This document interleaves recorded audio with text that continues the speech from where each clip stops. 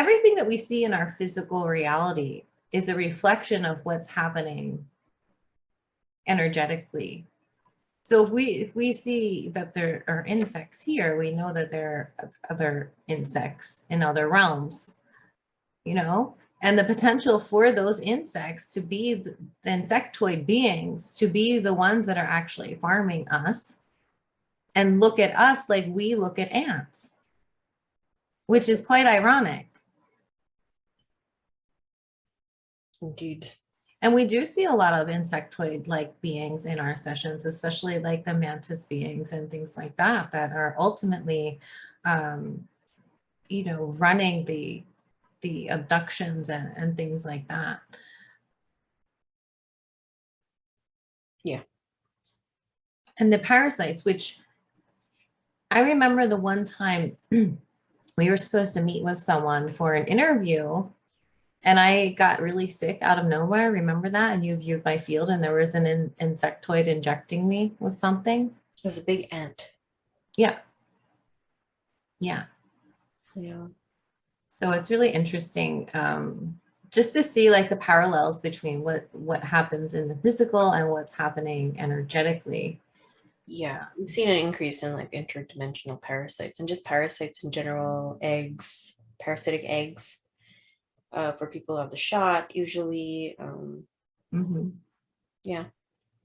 Yeah, and the parasites are really interesting too, which we talked about before, about how like someone posted in a group today the video of the praying mantis that was taken over by a parasite, and it's literally using her body and keeping it alive so that it can eventually like get to water, get out in the water, and then it has the potential to mate and reproduce that way.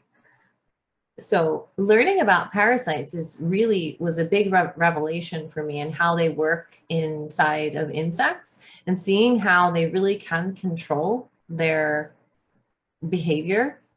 And then realizing that if that's true for insects, that must also be true for humans and animals. So let me give you an example from a personal experience. So I was sitting back on the couch one time, and I saw these demon faces appear in these portals. And one portal didn't have a demon face, and the other ones did. And I looked at the ones with the demon faces, and I thought, so what? So you're supposed to like try to scare me here or something? Is that what you're here to do? How about this? How about I just go right through you? And just started navigating towards this demon face. And I started to stare it down. And the more I stared it down, the more it started to dissolve. And then poof, it disappeared. And I wound up in this spacecraft with these three insect-like beings. Like I wrote an article about this back in 2012. It's no longer on our website, but if you Google Chris Geo Ayahuasca purging, a friend of ours, Mike, posted it on Before It's News, and I think it's still there on Before It's News. So I encounter these beings, these three beings, and they look at me and they're like, what are you doing here? And I'm like, I'm the one asking the questions here, okay? What are you doing here? And they said, oh, you're just a talking monkey. Go back to your monkey business. You're not even supposed to be here. And boom, flung me back into this room with all these geometric patterns and this beauty and just harmony, and everything was dancing to the music. And I took a few moments and absorbed it. And I was like, wow, this is incredible. But then out of the corner of my eye, I could see one of their eyes looking down, almost like it was like a shoebox, like inside of a little box like that. And I can see them over here in the corner. And I was like, oh, wait a minute. No, I remember what I need to do. I need to go back, and I need to get back to that place and talk to these guys. So I'm like moving my arms like this, like, oh, trying to get these visions out of my way. And I thought that I was laying on the couch, but I was actually like doing this. And Cherie was like, oh my God, what's going on? And she thought I was having a seizure, but until she realized that I was really deep in trance. And I navigated back over there, and I claimed myself as the creator. And I said, look, this is my experience. This is my consciousness. You tell me what's going on here. And I said, what is that? And I pointed to this ball of energy that was there. And I swear I could see I can see space out of a window. Like it was a spacecraft that I was on. I mean, it was the most bizarre scene. And they said, this is the universe. And I said, okay, well, did you create it? And they said, no, we didn't create it. We just maintain it. And I said, well, who created it? And they tried to push me back again. And I'm like, no, no, no, no, no, no, no. I want to know who created you. I want to know everything that's going on here. And finally they said, okay. And they didn't tell me who created them.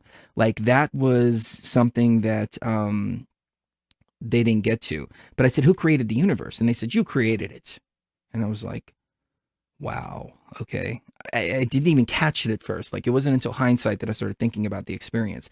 So they took me back like behind the scenes, and there were all these different desks. Like it was like alien, like an alien craft. And there were all these monitors with these desks. And I sat down in one of them, and there was this other being that came up to me, and he was showing me, you can do this, you can do that, you can create rain. And I was seeing this big rainforest, and I swear it was Brazil.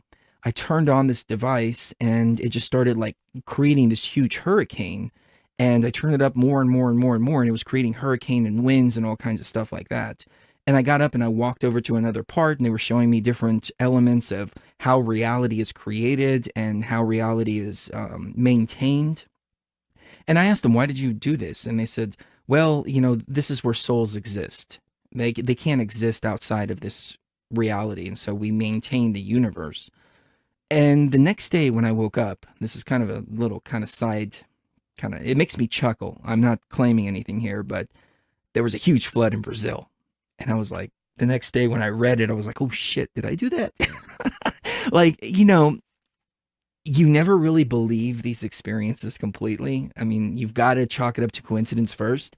But after an experience like that, the thought does cross your mind like, oh shit, did I do that?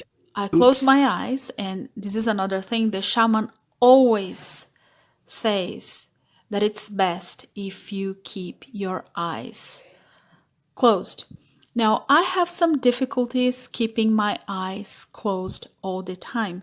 This is because I can't help but look, because I have a lot of visual hallucinations. And even though it's dark, when I look around, I see just so many things going on. And it's super interesting to me to see everything that is happening. So I start by seeing geometric shapes, patterns, colors. Even though the room is dark, there are bright colors everywhere, waves. This for me is pretty common. It's how everything always starts for me, every single time. Now, I need to say that even though I drink ayahuasca regularly, I have never had an awesome trip. I never experienced what some people call blissful experiences, in which you feel one with the whole universe and everything makes perfect sense and you feel this divine, unconditional love. No. By now, I consider myself a specialist in bad trips on ayahuasca, and I've had bad trips more often than I would like to admit. I have my own theory as to why this keeps on happening to me. You know, in the beginning, I thought that I might not deserve a good trip, but this feeling has long left me. And instead, I have come to terms with, the reason why this happens. And I'll talk about this later. But it's important right now for me to say that I went to this experiencing only wishing to understand more. It doesn't matter whether it's a good trip or a bad trip. I just wanted to have what I call a philosophical closure. Because by now I think that I understand what happens when I am under the effect, but there are so many plot holes, theoretical plot holes, and I wanted to figure this out. Yes, guys, it's hard to be a Virgo person. Anyway, lights are off, the shaman is singing, the forest starts crawling up. Shapes, waves, patterns, colors start to become gloomy and oppressive. The good old familiar bad trip, I thought to myself. Okay, there we go again. I start feeling my body becoming weird. as if my body was this strange, unrecognizable shell. I remember to keep my eyes shut. This time I had promised myself I would try to keep my eyes closed instead of wide open. So I make an effort not to open my eyes, and I start feeling the presence of these giant, mechanical creatures approaching me. I wasn't seeing them with my physical eyes. They were making themselves visible through my mind's eye. They were large creatures that looked like giant insects. But you know, these insects were made of engine parts. They were mechanical, made and programmed by computers. They were like robots. They were not real beings. When they walked around, I could hear the noise of robots moving. I tried to formulate a question in my mind, but at the same time, my voice in my brain was telling me that it's pointless trying to speak to robots, as they only say what they are programmed to say. There is nothing there. And, you know, in my bad trips, I meet a variety of entities, mostly the jesters and the machine elves, which are well known in the ayahuasca community. You know, many people experience those beings. They may have different shapes for different people, but there is a common sensation that they kind of control your hallucinations, if they can penetrate in your hallucinations and control it. So if they want to show something, you are going to see something because they want you to see that something. And the jesters, they usually, you know, they want to amuse you. So they create shapes and forms, they create fantastic environments, like a playground for you to play while you are under the effect. And the machine elves, they operate machines. And this time I saw the machine elves, but again, they looked like insects this time. And they were operating this weird machine.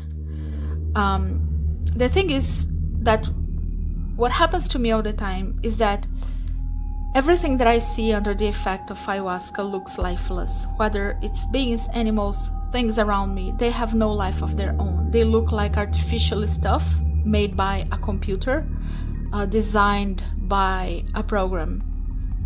I talked about this before in my previous video, so I won't go into details here.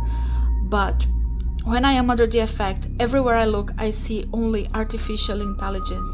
And this is where things get a little weird, because I start seeing myself also as this mechanical, robotic, lifeless device. My body looks and feels like a machine. Even my brain feels like a machine. It doesn't feel like a thing. And it's like my whole experience as a person is filtered through these machines.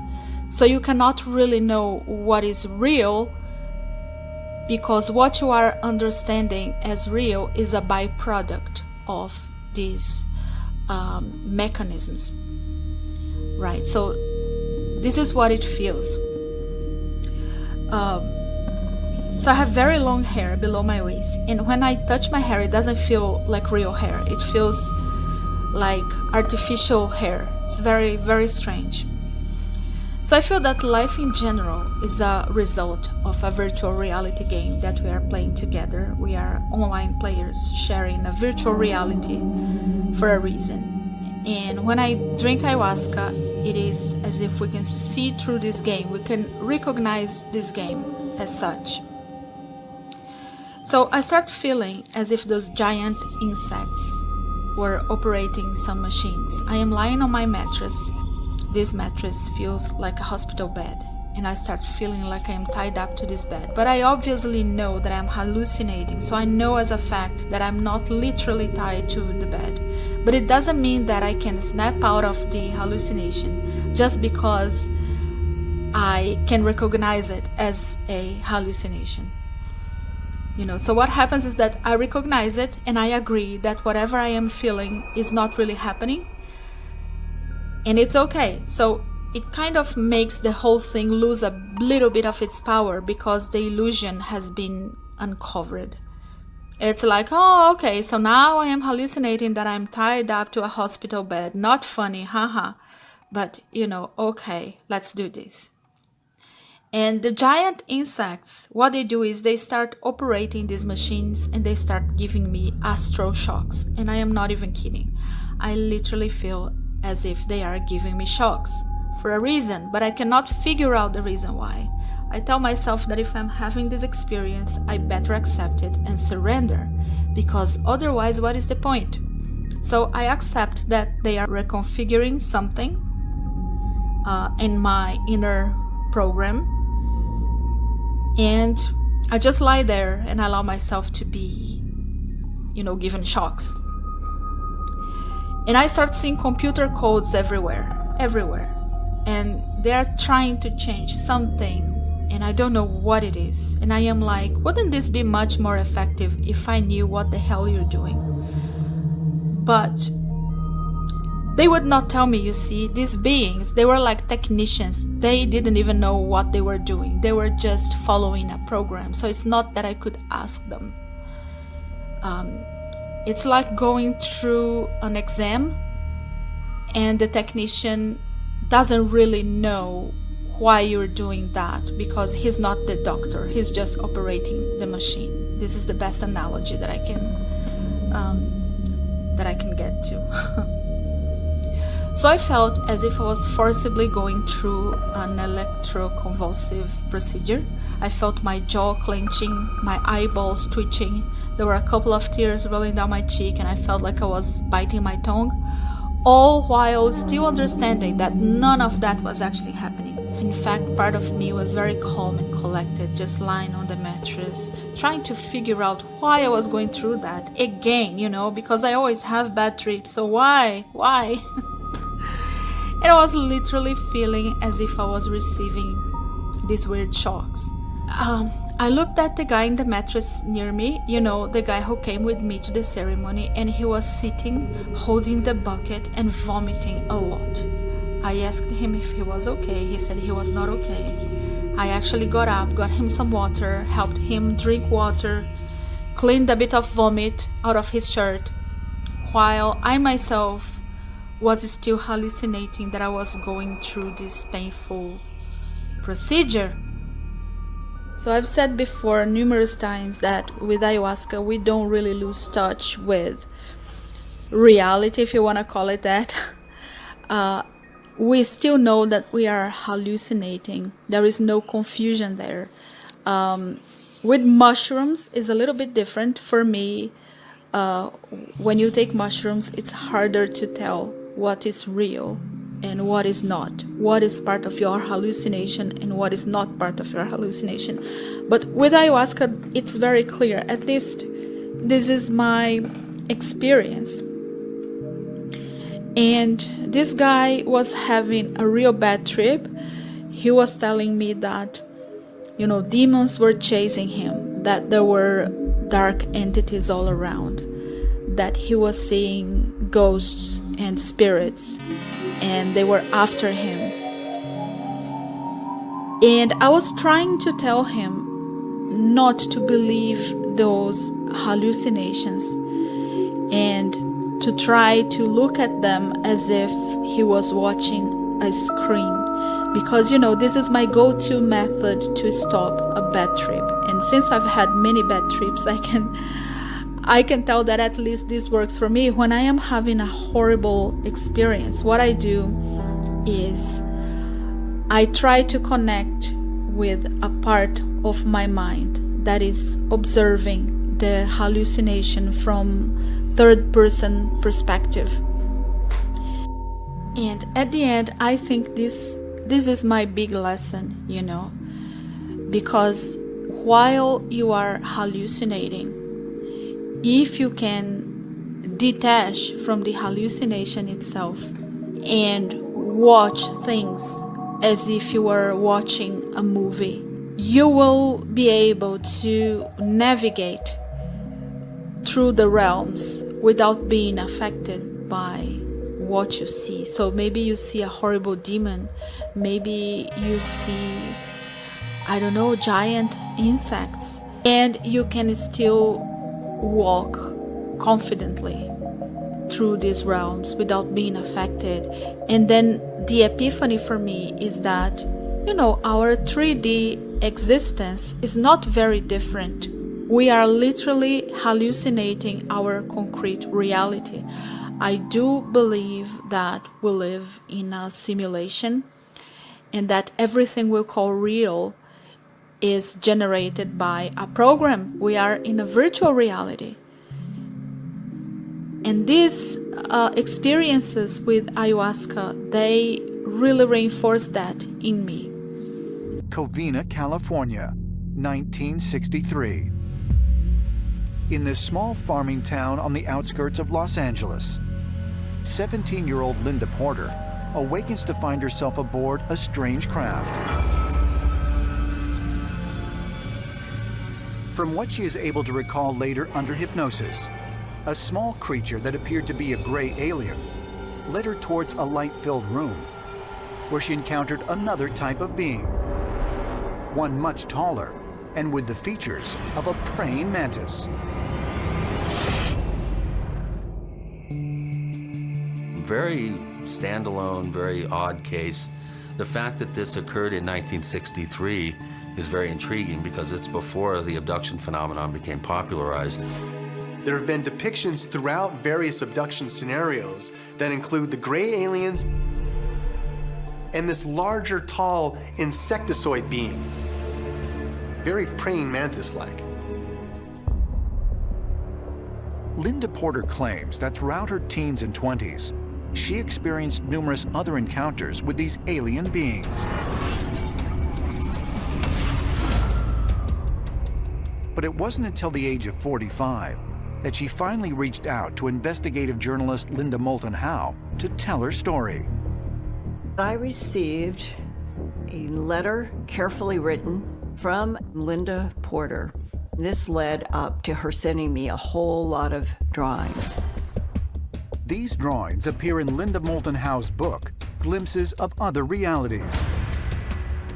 One of the drawings was of a praying mantis about 8 feet tall, in a room that was very odd, had a cylindrical object and sparkles of light. There have been quite a number of different types of aliens seen, allegedly, by contactees. But the ones that are really peculiar and very rare are these very scary, skinny, large, basically intelligent insects that have been reported. People have drawn parallels between the aliens that are reported on board UFOs and insects, particularly bees. The grays, for instance, could be equated in some way to the drone or the worker bee. The so-called praying mantis type could be seen perhaps as the queen bee. Larger than the others, more intelligent, they're taller than a person, 8 or even 9 feet tall. And the gray aliens may handle the person who's being abducted, but in the background, there's this praying mantis type that seems to be calling the shots.